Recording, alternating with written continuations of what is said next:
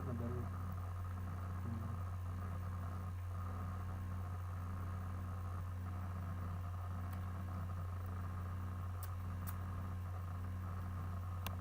Джорджия. А, это что такое?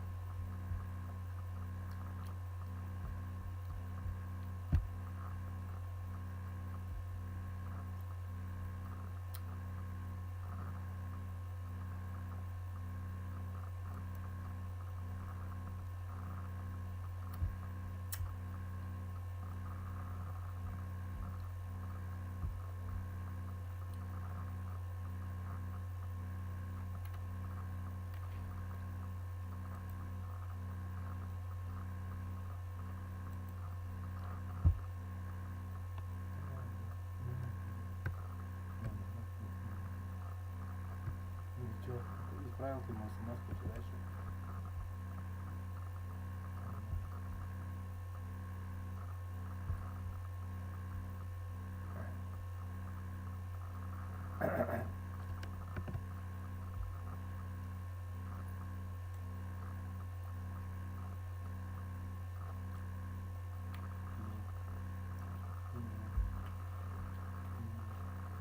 Что тогда нет? Не надо, это имеется в виду.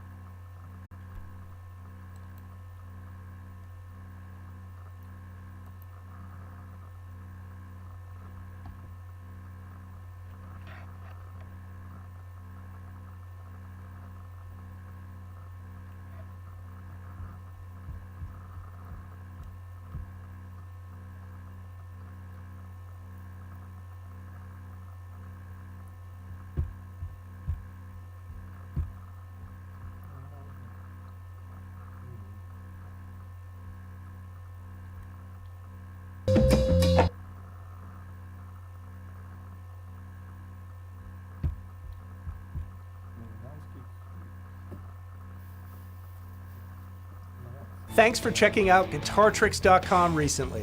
For a short time, when you sign up, you'll get an awesome discount on an annual subscription when you use code ONLY99. It's one of the best deals we ever offer on membership. Our award-winning lessons have helped over 3 million. Let's get to Jim Sciutto at the voting desk. He has the latest on the lawsuits being filed by the Trump campaign in multiple battleground states. Jim. Well, John, I don't have to tell you this, and of course viewers will be familiar. The Trump campaign filed a lot of lawsuits before this election, primarily dealing with voter access. Lost most of those. They're filing a lot of lawsuits since the election, and these deal mostly with the vote count, particularly in states that are closed or that Trump is behind, but believe they may be able to catch up. So let's go state by state here. And I should note, as I go through these, that CNN has talked to a lot of legal experts on these cases, and in general they say unlikely to be wins for the Trump campaign. One, evidence is thin to this point. Two, most of them deal with cases where the number of votes is too small to sway the outcome. But they're happening. Let's talk about Pennsylvania first.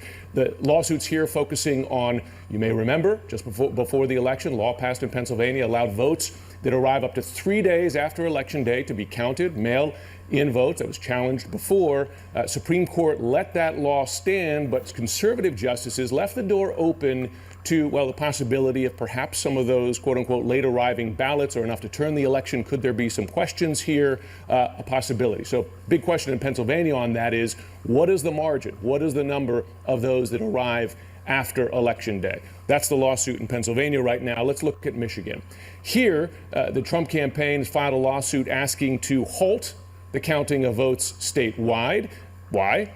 They are demanding what they're calling meaningful access to observe the processing, in particular, of mail-in ballots there. Of course, Michigan has been called by this network and others, but Trump campaign wants to halt the counting there. Let's go on to Nevada.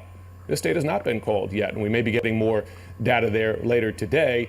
Keep in mind, before I go down the details of this lawsuit, that Republicans tried this past twice already and failed, but 3 times the charm, they hope. They're going after it again. The focus here is looking at signature matching software used in that state to match signatures on ballots that come in. It uses some artificial intelligence. That's the basis of their claim there. And what they're demanding is to stop counting there as that issue is adjudicated. Finally, let's look at Georgia here, another state, as you were just saying, John, with Phil, extremely tight margins here, and that's why you're seeing a lawsuit pop up. And this one deals with an extremely small number of ballots, which Republicans say these were ballots that were still being processed, somehow ended up in a pile of ballots ready to be tabulated. That's their focus there. Like the other lawsuits, they deal with such a small number of votes, unlikely to turn things there, but they're pursuing. Remember, this is a president who likes to file lawsuits on a whole host of things. They tried it before the election, mostly on voter access, lost most of those cases. They're trying after the election. It's a close one, and they're pushing these hard. I should note, just before I came on air, another lawsuit filed in the state of Pennsylvania by the Trump campaign.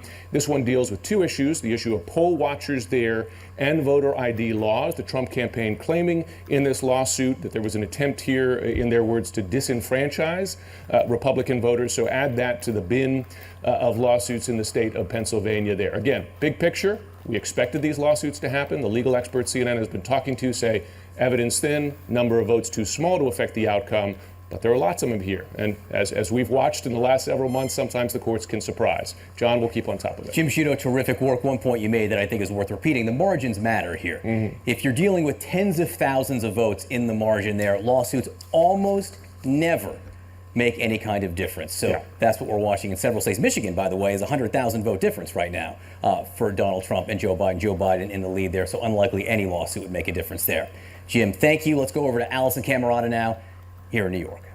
Okay, John, let's stay on the topic of those lawsuits and get some analysis from 2 CNN election law analysts and experts. We have Rick Pildes, professor of constitutional law at NYU School of Law, and Jonathan Diaz, who serves as legal counsel for the Campaign Legal Center. Great to have both of you. Okay, so Jonathan, you heard Jim Sciutto lay out all of those different lawsuits right now. President Trump's campaign has launched this slew of challenges in Pennsylvania, Michigan, Nevada, Georgia, Wisconsin. Are there any that you just heard Jim lay out that you think do have merit and will move forward? Not really. I think Jim's summary was, pretty much on target. These lawsuits don't appear, at least to me, to have a particularly high chance of success. And even if they did, they're not dealing with the kinds of numbers of ballots or the types of issues that are likely to be outcome determinative in any of these states. The one possible exception is that Pennsylvania lawsuit that is already before the Supreme Court, dealing with those late arriving ballots and that deadline extension. But again, it's going to come down to what the ultimate margin is in Pennsylvania before those late arriving ballots are counted, and if there are enough ballots that arrive between the end of the day on November 3rd and the deadline tomorrow for that to make a difference. And as of right now, we just don't know. Right, we don't. We will be speaking to the governor there soon, though, and hopefully getting some information. But Rick, let's zero in on Pennsylvania, because even before all of that litany of legal challenges, you had some real concerns that Pennsylvania could be the center of chaos. So what was it about Pennsylvania's voting process that caused you so much concern? Well, there are a bunch of things that come together here. I have said that Pennsylvania is sort of the worst combination of a potentially decisive state with not such great election law policies. Number one, the fact that they couldn't start processing these ballots until Election Day. Number two, not clear enough guidance provided in advance about certain key issues, which should have been done. We knew if it came down to Pennsylvania, there would be kind of messy issues here. I do agree, though, that the litigation so far, it does not seem likely to, A, affect enough ballots, and B, be all that likely to succeed. The suit against Pennsylvania is the most serious one legally, the one about this 3-day window. But I expect the number of ballots that actually come in that last 3 days is going to be a lot smaller than many people might think. People got their votes in early. Yeah, I mean, it looks like it, but we will see, and we'll try to get those exact numbers. But Jonathan, whether or not you think that these have merit, do they slow down the counting, and do they tie up somehow the results? They can. You know, if election officials have to be the ones to respond to these lawsuits and to give the facts to you know, state or county attorneys who have to reply to these complaints and these briefs, they shouldn't stop or slow down the counting absent some court order, and so far we haven't seen anything like that. But they do put additional strain on election officials who are working very hard, as we've seen already this morning, to finish these counts so that we can get closer to a final resolution. Rick, how about recounts? Are those automatically triggered because the margins are so narrow in some places? So that varies from state to state. In Wisconsin, the candidate can request a recount if the margin is under 1%, and the president's team has done that already. In other states, there are automatic recounts that are triggered if the margin is within, for example, 0.5%. It's possible we're going to have automatic recounts in a couple of these states. Recounts rarely change votes by anything other than a very kind of tiny margin, a few hundred votes here and there. Recounts don't affect thousands of votes, let alone tens of thousands of votes. Okay, Rick Pildes, Jonathan Diaz, thank you both very much. Let's go back to how the map looks with John Berman. После контакта с человеком, зараженным ОРВИ и гриппом, принимайте ингаверин, ведь он снижает риск развития заболевания. Ингаверин. Профилактика – ваша лучшая тактика.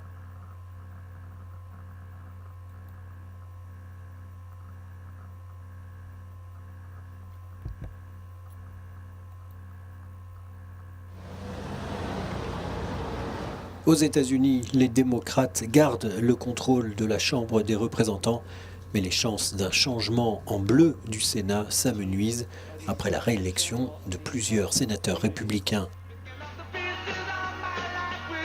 Comme Susan Collins, par exemple, sénatrice du Maine, dont les sondeurs prévoyaient la défaite, et pourtant réélue à son poste. Susan Collins est une républicaine modérée qui a rompu depuis quelques années avec le président Donald Trump. En parallèle de la présidentielle américaine, avaient lieu en effet le 3 novembre les élections parlementaires.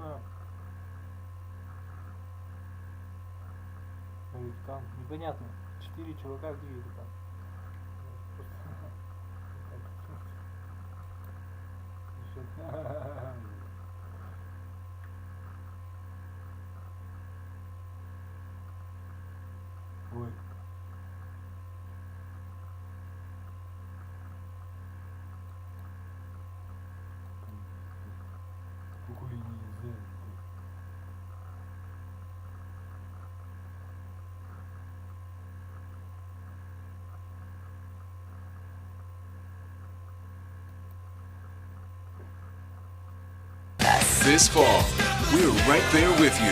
Whether you're back to school, what do you guys think? We excited? Or back to work, we're keeping you safe. I love being back! Every morning on Today. Police murder of unarmed black men has been an American way of death across centuries. After seeing the most comprehensive police reform bill ever introduced in Congress, I've begun to wonder if now is the time. If now is the time the protesters finally win. Они падают, они падают! Квартиры, автомобили, ноутбуки и другое имущество банкротов падают.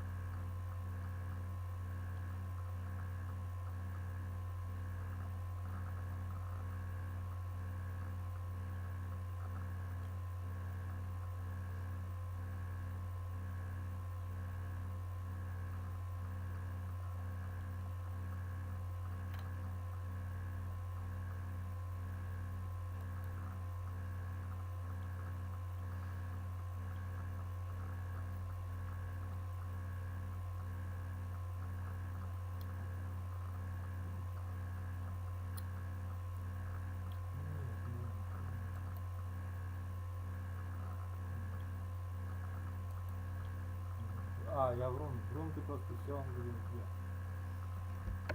А, ну нет, ну народ, ты себя разумеешь. Ты не играешь ничего там.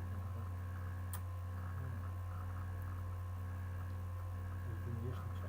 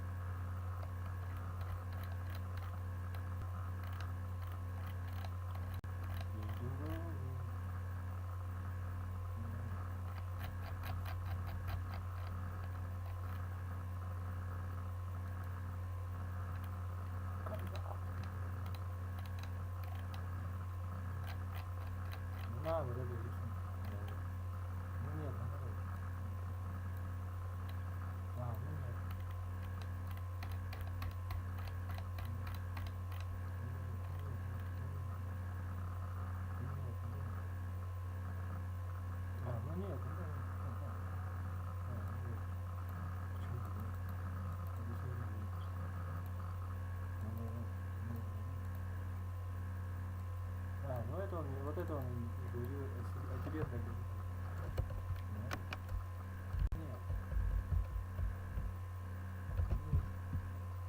Нет. Нет, да.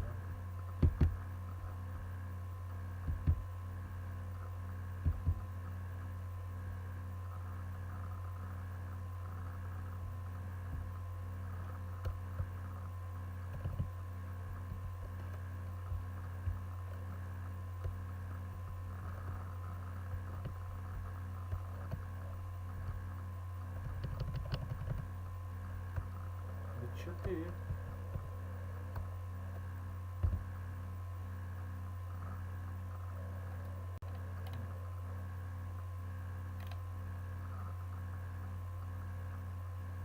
Не надо.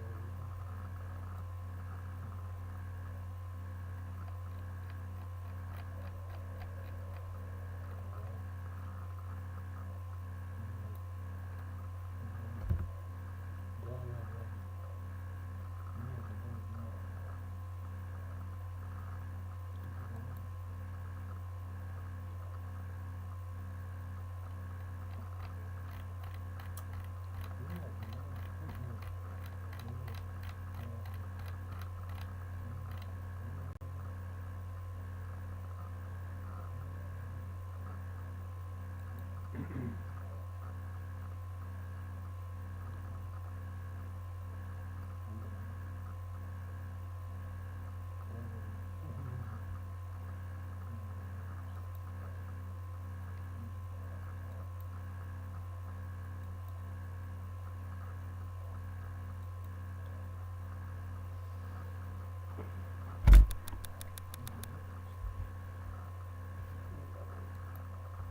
да. Я и забыл, что там написано.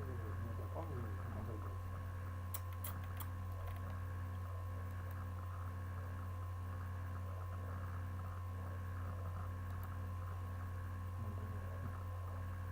Я смотрел, понял.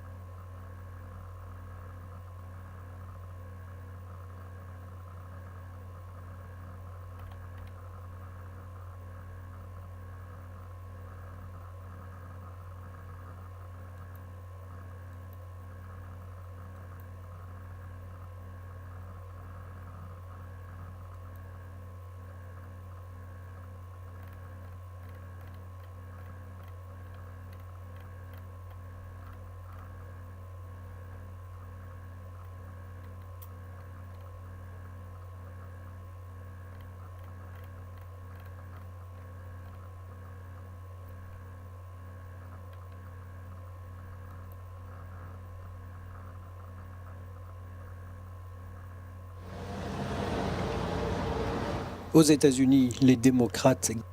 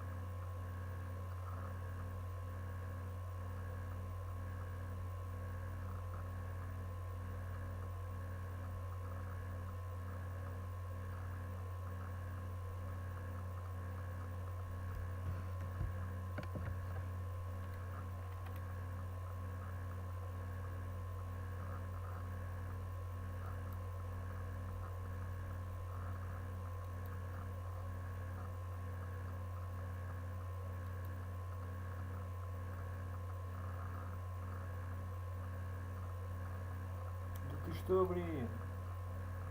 Сразу надо.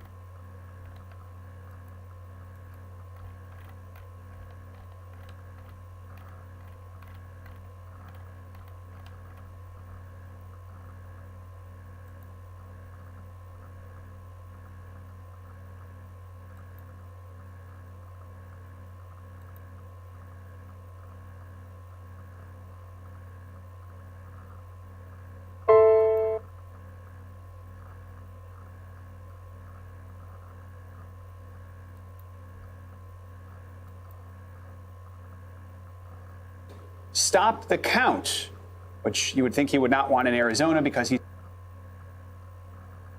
Thanks for checking out GuitarTricks.com.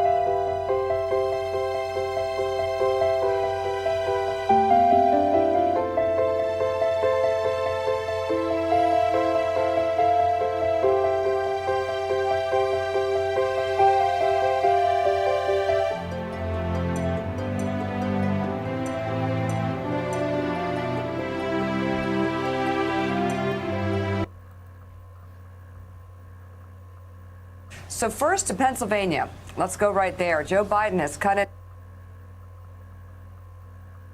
into Donald Trump's lead significantly.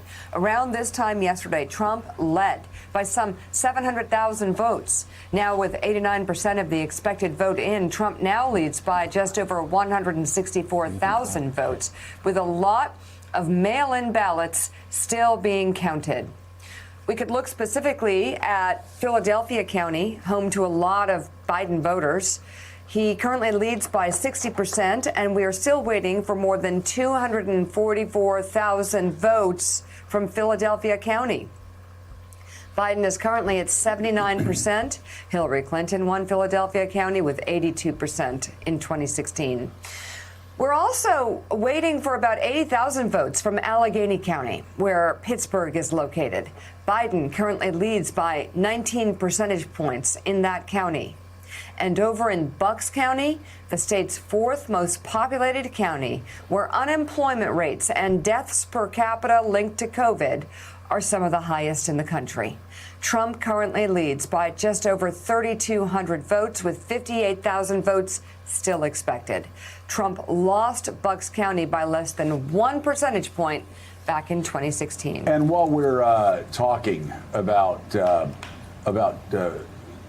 Pittsburgh and Philadelphia and state of Pennsylvania, Willie, if we look at some of the numbers that I just had sent to me, big difference in 16. In Montgomery County, Biden's up by 26. That's up from 21 4 years ago.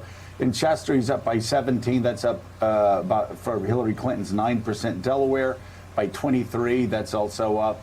And Bucks will end up likely being a wider margin than 16. But Pennsylvania is one of those states that if you look at the trends and you see where it's going, and it's been going that way for the past couple of days, it looks like that's a state where Joe Biden's going to catch up in much the same way he caught up in Wisconsin and Michigan. If, again, as I keep saying, the past is prologue, it looks like he's going to have enough votes, which he's getting at a quick enough clip, that he could catch up. Georgia's a little tighter. Georgia, we're going to go down. I mean, we're going to go down to the last 10,000 votes there.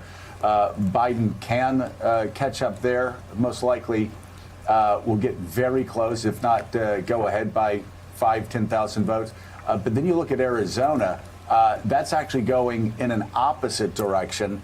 And it's Donald Trump who's picking up votes at a pretty good clip. They still have quite a few to count there. And the votes that are coming in Arizona, we're looking, of course, at Pennsylvania right now, but the votes that are coming in Arizona are ballots that were dropped off at the end. And if Arizona is anything like Florida as far as the waves of voters, the closer to the election those ballots are dropped off, those absentee ballots are dropped off, the more likely voters are to be voting for Donald Trump. And certainly in a batch that was released last night, we saw an almost 60-40 split in favor of Donald Trump, and the president's going to need to continue on that pace. Again, I think Steve Kornacki said he's going to have to pick up 59% of all votes that remain in Arizona to overtake Joe Biden. So that's going to be a close one. And then, of course, Nevada later on today, which the Biden camp feels extremely confident about. They feel extremely confident about that. Arizona still confident from the Biden camp, but you're right, as those come in, they get a little bit less confident. Arizona is still too early to call. Right now, Joe Biden leading President Trump, as you said, by about 68,000 votes, still waiting for votes from all-important Maricopa County. The election department for Maricopa, which is Arizona's most populous county, tweeted overnight about 275,000 ballots still to be counted, plus provisionals, adding more results will come at 7 p.m. local time today. Not clear when other counties in Arizona will report out their latest figures. But Jonathan Lemire, this is a place, as you know, that the Trump campaign in the White House is focusing very closely, the state of Arizona. We've seen some of his supporters out chanting, count the votes there. Obviously, in other states, they're saying stop the count, so they should make up their mind about whether or not they want the votes to be counted. But Jonathan, how close does the White House think Arizona is? It may not matter if Joe Biden wins Pennsylvania today. He's got enough to go over 270. So where is the White House focused this morning?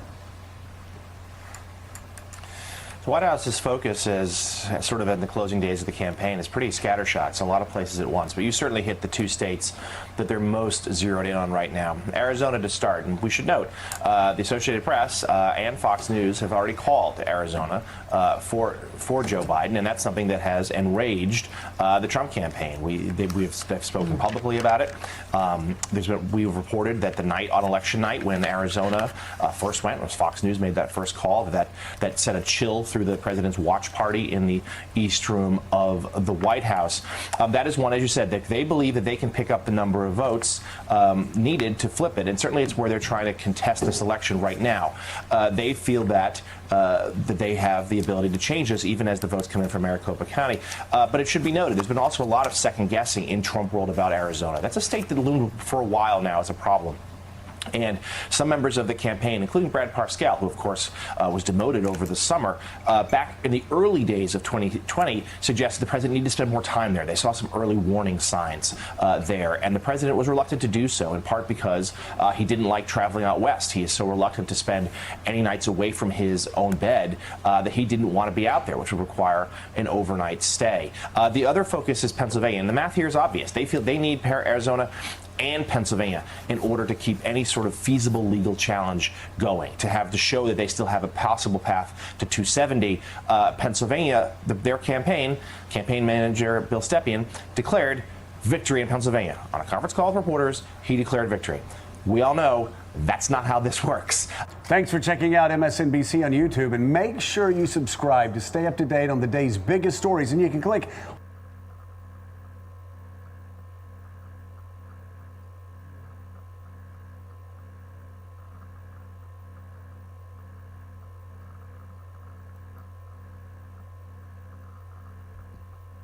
At this point, after the election, I'm mostly just popcorn, Halloween candy, and LaCroix. That's it.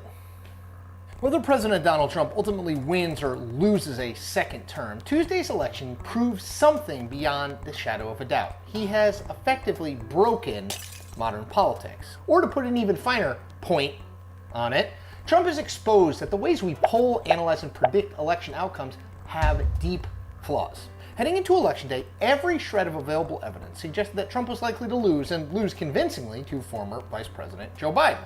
The incumbent trailed by high single digits in national polling. He was behind in polling averages in virtually every swing state. He was being drastically outspent on television in the vast majority of battlegrounds. Professional campaign handicappers were unanimous on this point. This election was likely to border on landslide territory for Biden. Quote, less than a week out from Election Day and President Donald Trump is playing catch-up, wrote the Cook Political Report's Amy Walter in late October, adding, in 2016 he won 30 states and Maine's 2nd Congressional District and their 306 electoral votes. Today, just 20 states worth 125 electoral votes are safely in his column. And yet, the Biden landslide, or even a clean win for the former VP, never emerged on election night. While you'd almost certainly rather be Biden than Trump at this point when you look at where things stand in voting in critical states like Wisconsin, Michigan, and Pennsylvania, it's clear that Trump, if he loses, will not be swept out of office in a wave election that's a clear rebuke of his first 4 years in office. So Trump's overperformance of his poll numbers almost everywhere in the country, not to mention the likelihood that Republicans will maintain control of the Senate and gain seats in the House, although fall short of winning the majority, are simply not explainable by the available polling data going to the election. They are just not.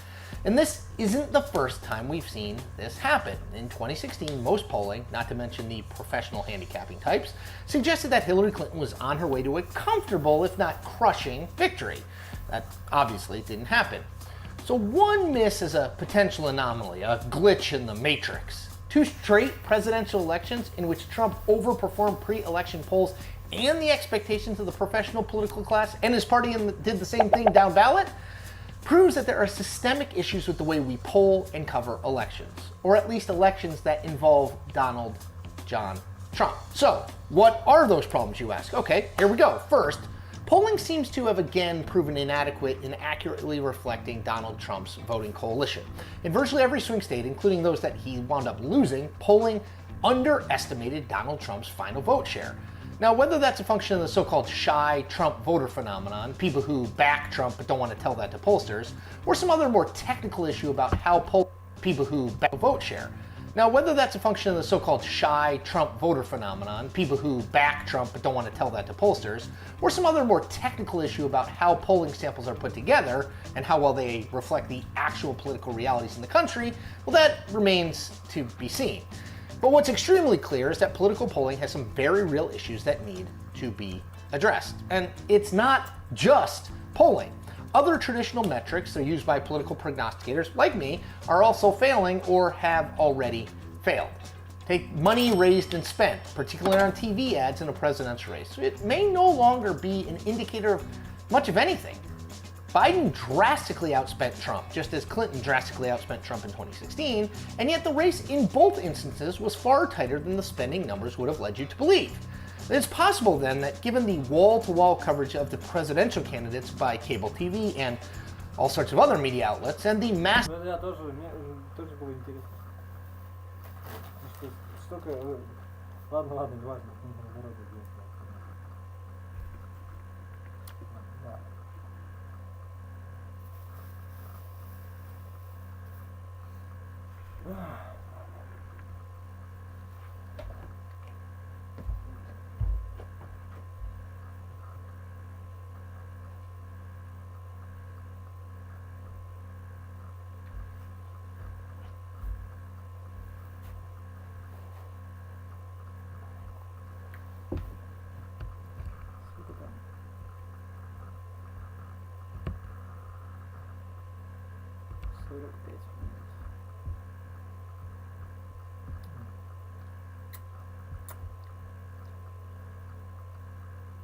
Нет, народ надо, нет, народ надо, нет, я надо.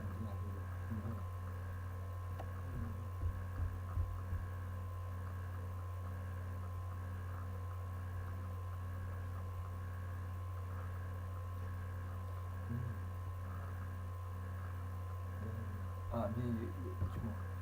Если что-то не можешь думать, нет.